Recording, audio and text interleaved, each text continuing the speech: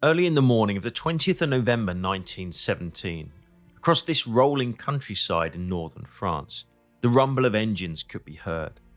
Moments later, under a hurricane bombardment, German soldiers manning the mighty Hindenburg Line watched on with horror as hundreds of new weapons of war emerged from the mist to launch the first large-scale tank assault in history. Over the course of that morning, huge gains were made in a new method of warfare, which saw previously impregnable enemy positions broken for the first time. But those successes did not come without cost. In this video, using the latest technology, previously unseen mapping and exclusive historic images, we'll follow the incredible story of one tank and its crew and their remarkable legacy which has continued for a century. This is the story of D-51, Deborah, at the Battle of Cambrai. By late 1917, things on the Western Front were looking dire for the Allies. Throughout the year, they launched a number of huge offensives in determined attempts to drive the occupying Germans from Belgium and northern France. In April, the French had attacked on the Chemin des Dames and the British at Arras, both of which had been costly failures. In June, the Messines Ridge had been successfully assaulted, opening the door for the major offensive of that summer, Passchendaele. Fought in indescribable conditions over 3 months, the British and their allies had slogged their way through the mud of Flanders at the cost of hundreds of thousands of lives for very little gain. And now, as winter approached, British High Command sought one last chance to end the year on a high, repair damaged morale and continue their policy of pressurising the hard-pressed German army on the Western Front. Enter Cambrai. Cambrai was chosen as a battlefield not because it was a particularly bitterly contested location, but rather because it wasn't. Regarded by most as a quiet sector, it had largely escaped the devastation which many other areas had suffered and as such was prime ground for a new type of assault, the massed use of tanks. There's something we need to understand here. In 1917, the usual method of attack was to send infantry over the top behind a protective artillery barrage designed to destroy barbed wire entanglements and scour the enemy positions ahead of the advancing troops. But this had several major drawbacks. 1. In the process, the ground was utterly destroyed, making it very difficult to bring up supplies and maintain an advance. 2. It was slow, leaving troops vulnerable to enemy fire. And 3. The need for an extensive bombardment prior to an attack removed all possibility of achieving the vital element of surprise. Cambrai was different in that sense. By doing away with the massive preparatory bombardment and instead using large numbers of tanks to breach the enemy wire and lines, surprise could be achieved, ground could remain relatively unbroken, and the fire support tanks offered could also deal with targets as they appeared in the fight. In short, it was a good idea. Cambrai, though, wasn't the first time tanks had been used in the Great War, but it was the first time they were to be used in such large numbers and over good tank country. But what exactly was a 1917 vintage tank like, and what was life like for those brave men who volunteered to operate them? In short, fighting a tank in the First World War was extremely hazardous. By 1917, the latest British variant was the Mark IV. Weighing 28 tons, it was a real behemoth of the time. Crewed by 8 men, it came in 2 main variants. The male version's main armament was 2 6-pounder naval guns in large sponsons on the side of the tank, used to target enemy pillboxes and fixed emplacements, whereas the female variant was armed with 6 rapid-firing Lewis guns intended to suppress infantry and clear enemy trenches. With maximum armour thickness of 12mm, it offered fairly crude protection against small arms fire, but also suffered from severely limited visibility. It was effectively a mobile pillbox which could be used to support attacking troops. And in fairness, mobile is a relative term, with the top speed of a Mark IV being a rather stately 4 miles per hour, about the same speed as walking infantry. Not only did these new weapons become an obvious target for guns of all calibers on the battlefield, but they were almost as dangerous to the crew as to the enemy. Exposed and unexhausted engines situated right in the middle of the main compartment, tanks very quickly built up dangerous levels of carbon monoxide, which would poison crews after too long with hatches closed. That same engine also produced enormous amounts of heat, meaning that the crews were forced to operate in temperatures up to 50 degrees centigrade. To make matters worse, the steel armour had the disagreeable habit of breaking off small sharp chunks when hit by small arms fire, known as splash, which would fly around the tank causing injury, meaning that the crews also had to wear a medieval-esque chainmail mask when in action.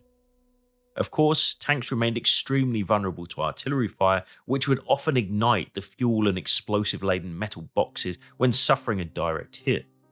The men that operated these tanks needed extraordinary levels of courage and resilience. Let's meet a few. Turning to historical records from the vast archive of millions of newspaper articles and military service documents available at Find My Past, we can learn about two of those manning tank D-51, known as Deborah to her crew. First, there was this man, 24-year-old Frank Gustav Heap. Born in Blackpool, he was the only son of a wealthy justice of the peace, holding prominent place in civic life. Searching for a reference to young Frank before the war, we find that in July 1910, he was a student at the prestigious Leys School in Cambridge when his father made a visit and saw him receive a prize for successfully passing his university entrance exams. Despite being a studious young man, he also clearly had a daring streak, which didn't always work out, as this newspaper article dated September 1912 recalls, when he crashed his two-cylinder Indian motorcycle, being knocked unconscious yet fortunately escaping serious injury. Given this, it's perhaps no surprise to learn that he volunteered for the army in 1914, serving in France as a motorcycle dispatch rider before eventually receiving a commission in the Tank Corps and taking command of Deborah. Also within the 8-man crew was one Joseph William Cheverton. By searching available records, we find several interesting documents. First is this, the National Census of 1901 for Mildenhall in Suffolk. Here we see that 3-year-old Joseph William is one of 4 children to Mrs. Rhoda Cheverton of Ely in Cambridgeshire, who at that time is listed as married, although her husband isn't present. 4 years later, this record, a school admission register, notes young Joseph having joined and left in the same year, with the reason being that he left the district. Finally, exploring the census for 1911, we again find the family, this time with father Joseph Sr., a coppersmith, at home. They are at that time resident at 73 Thoday Street, a solid working-class district of Cambridge. It was then through this very doorway that young Joseph would have passed on his way to enlist in the army on the outbreak of war. Landing in France on the 29th September 1915, he would by the time of Cambrai find himself serving as a gunner in the Tank Corps. By turning now to detailed available trench maps of the Cambrai sector and overlaying them onto the modern satellite image, we can get a unique perspective from which to explore the battlefield. This is the area of operations for the coming attack. Actually, Cambrai is quite helpful in some senses, as it can be quite easily understood. Part of that reason can be found here on the flanks. The battlefield itself is broadly bounded by 2 major features, the Canal du Nord and the Saint-Quentin Canal. The first, seen here to the northwest, was actually dry at the time of the fighting, having been under construction when war was declared, but its steep banks in effect formed a hard stop for the attacking troops on the left. To the right flank, we see the Saint-Quentin Canal, another steep banked but operational canal, which after running northwards for some time, turned westwards across the battlefront, making these key crossing points, and especially this bridge at Magnières, key objectives in the fight. Talking of objectives, there were several. One was to break through this 6-mile section of enemy line, capture the dominant terrain feature known as Bourlon Wood here, capture and cross the Saint-Quentin Canal, and then unleash the waiting cavalry who would encircle, isolate and capture the German supply hub of Cambrai. But in order for that to happen, first the breakthrough needed to be achieved, and in this sector it was a very difficult task. As we see here, from overlaid German trench lines in red, the positions in this area were formidable to say the least. This was part of the vaunted Hindenburg Line. Built in secrecy in late 1916, the Germans had fallen back to this pre-prepared killing ground early the following year and had made it almost impregnable to traditional infantry assault. Not only did it consist of multiple lines of trenches, but each were mutually supporting and protected by enormous fields of barbed wire, with up to 3 belts in front of each trench, some as much as 50 yards deep. Further hampering the attackers, the Germans in this area had fortified a number of villages from which to mount major resistance. Key amongst them were Avrancourt, Ribecourt, and right here, Flequières. Sited within and behind these villages, in carefully chosen positions, were German artillery batteries, which could deluge attacking troops and armour in the open. British planners had divided this battlefield up into 3 distinct objective lines. First was the Blue Line, which encompassed the German forward defences and front line, often referred to as the outpost zone.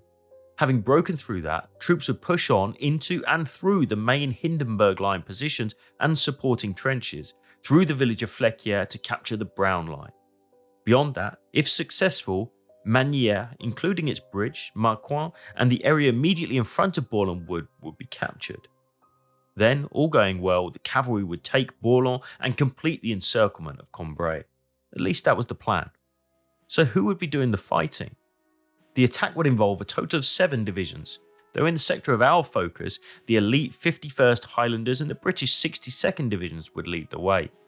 Assaulting side by side and supported by almost the entire British Tank Corps, some 476 tanks across the entire front, they would in several waves breach the enemy wire, overrun their trenches and punch a hole through the Hindenburg Line. In the second of those waves, designated for the village of Flequier and the Brown Line beyond, were Frank Heap and the crew of D51 Deborah, our focus from this point onwards. But first they had to get there, and that was no small task. With hundreds of tanks converging in the area in secret, logistics were a major issue.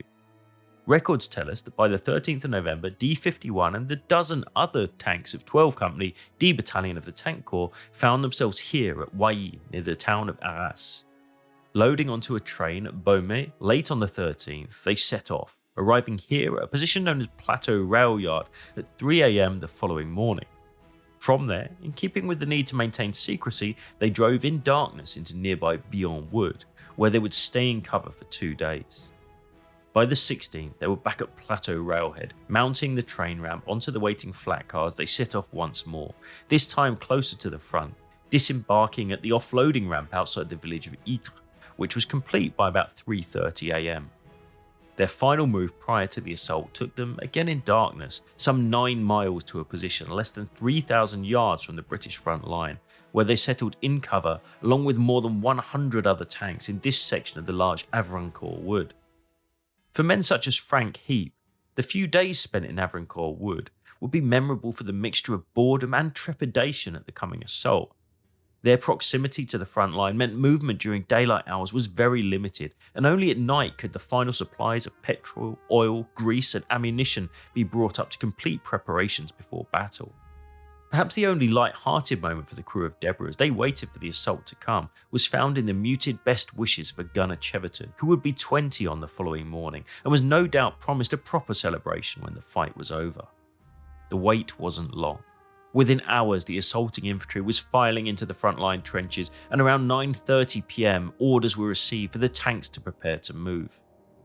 15 minutes later, with her entire crew aboard, Deborah's 16-litre Daimler engine spluttered to life, and under cover of darkness and aircraft overflying German lines as distraction, she joined the line of tanks trundling out of Avrancourt Wood to take up their position 150 yards behind the leading wave. If all went well, D51, fighting in a section of 3 tanks, would leave 30 minutes after the initial assault and then leapfrog through to take Flequier and the Brown Line. Before long, all was in place, and now again it was time to wait. Final orders passed between tank commanders and best wishes were exchanged. The minutes passed slowly as dawn approached and men checked and rechecked their weapons. Then finally, after what seemed like an eternity, all hell was let loose. At 6:20 AM in the German lines, a tremendous hurricane bombardment slammed into the unsuspecting defenders, with thousands of rounds landing in a matter of just a few minutes, raising great clouds of dust and smoke to add to the fortuitous morning mist. It was under that cover that the first tanks, laden with unusual wooden trench-crossing fascines, pondered forwards with groups of infantry close behind. Right at the tip of that advance in this sector were 6 wire-crushing tanks, whose job was to flatten the massive barbed wire entanglements so that the infantry could assault the leading trench. It worked perfectly. Within just a few minutes, great swathes of wire had been destroyed and the first troops descended on the shocked German outposts, who with little choice either fled, surrendered, or fell where they stood. Second Lieutenant Heap and the crew of Deborah at first would have watched on with a grandstand view as dozens of tanks line abreast disappeared into the mist ahead of them in the first true large-scale tank assault in history. But they weren't spectators for long. Within minutes, Heap, using hand signals in the deafening tank, signalled to his gearmen for the first gear, and they too rumbled forward. They weren't to know it, but ahead of them all was going well. pushing on in a seemingly unstoppable line. The leading wave had passed the frontline trenches, now smashed through the support line, with each tank in turn dropping its fascine into a traverse, allowing the next to cross without getting ditched in the process. Despite the promising start, there were though some worrying signs, as mechanical demons, which had plagued tanks ever since their first appearance on the battlefield, now reared their head once again, with several buses breaking down, ditching in shell craters or even sliding into enemy trenches. That said, within 90 minutes of the assault, the leading tanks had reached their objective of the Blue Line, capturing the sloping feature known as the Grand Ravine in the process. So with the first phase complete, it was now the turn of D-51 and the tanks of the second wave to take the lead in the assault on the Brown Line.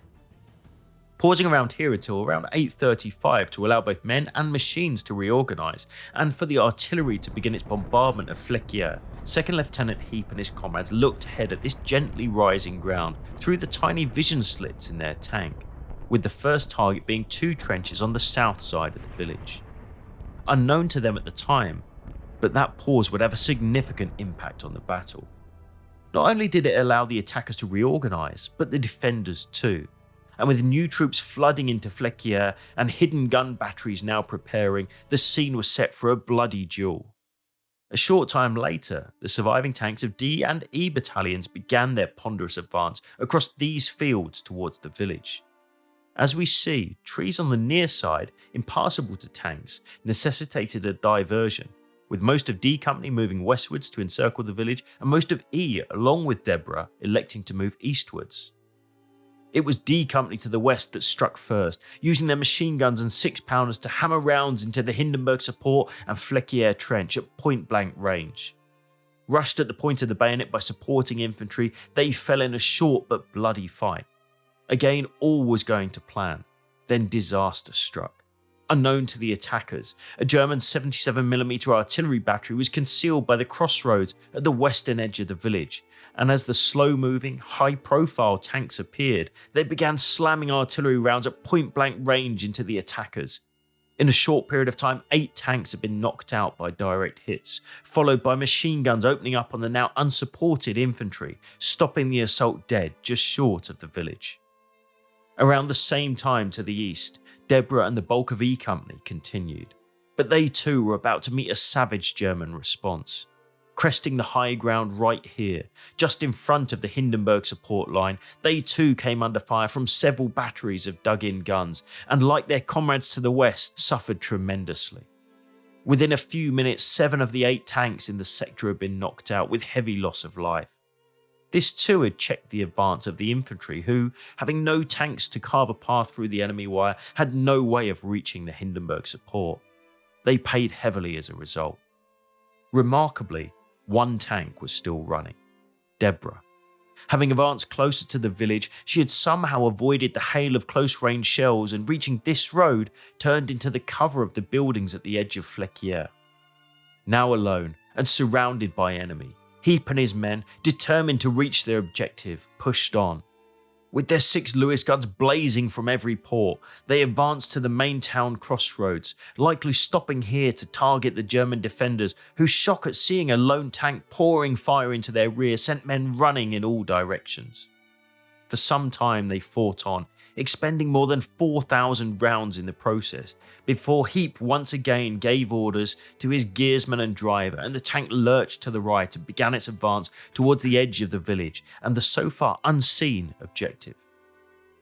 Moving a further 250 yards along this very road, firing the entire time, Deborah reached about this point and saw for the first time green fields beyond and the objective of the Brown Line.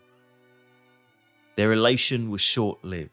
At the same moment Deborah left cover of the buildings, she came into view of at least 2 artillery batteries located here and here, and a withering fire slammed into her fragile armour.